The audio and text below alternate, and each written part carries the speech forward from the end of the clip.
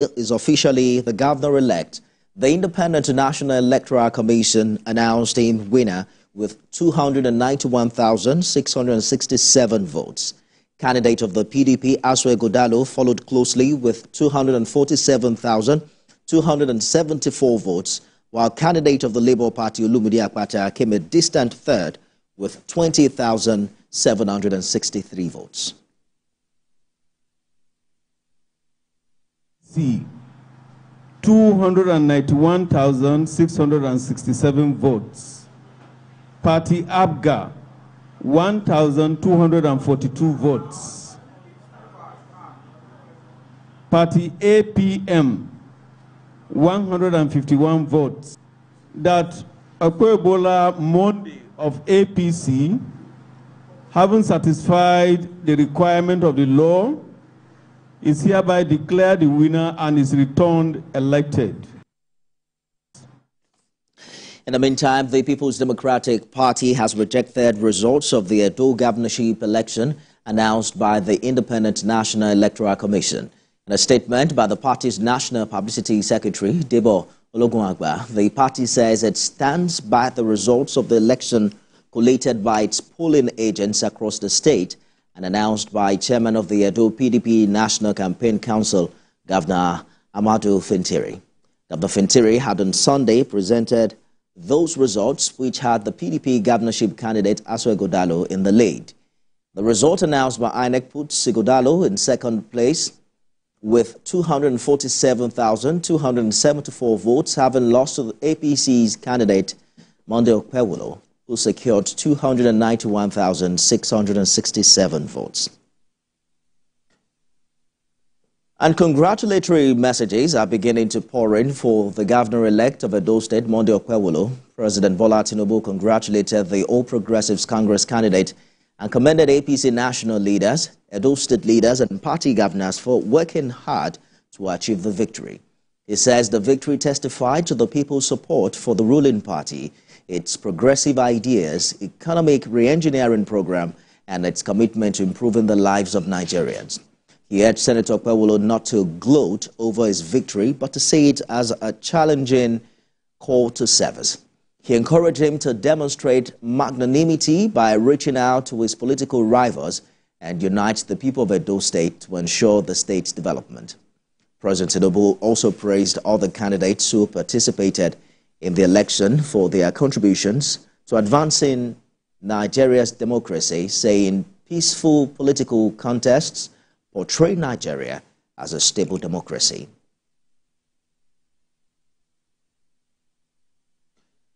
But while the national chairman of the All Progressives Congress, Ganduje, has described Monday Okpebholo's victory as well-deserved. In a statement signed by his Chief Press Secretary, Edwin Olofo, Ganduje says the triumph is a testament to the confidence the people of Edo State have in the progressive vision and leadership of the President Bola Tinubu-led administration. He also said the victory reflects the trust and hope placed in his leadership, as well as the hard work and resilience of all the party members and supporters who ensured a free, fair, and peaceful election. The APC national chairman expressed confidence that with Senator Okpebholo's leadership, Edo State is poised to witness unprecedented growth, peace, and development. Also, former President Muhammadu Buhari has congratulated the APC and governor-elect in Edo State, expressing hope that both the leaders of the incoming administration and the parties that lost will work together to strengthen democracy and maintain the trajectory of the state's development. The former president commended enforcement agencies for the efforts put into ensuring a peaceful election, as well as the multitude of election officials who strive to improve with each election. Joining me now for more on the outcome of the Edo governorship election, political scientist with the Institute of African and Diaspora Studies, Professor Kayode Suola. Prof, thank you for joining us on the news this hour. What have you been able to identify as improvements in Saturday's poll vis-a-vis the previous elections in Nigeria? We'll get back to the professor in the course of this bulletin. Let's turn now to the Court of Appeal, where the The Abuja division has approved the request of the federal government and that of the former Chief Justice of Nigeria, Justice Walter Onohe, to settle the appeal the appellant filed challenges his removal in as CJN.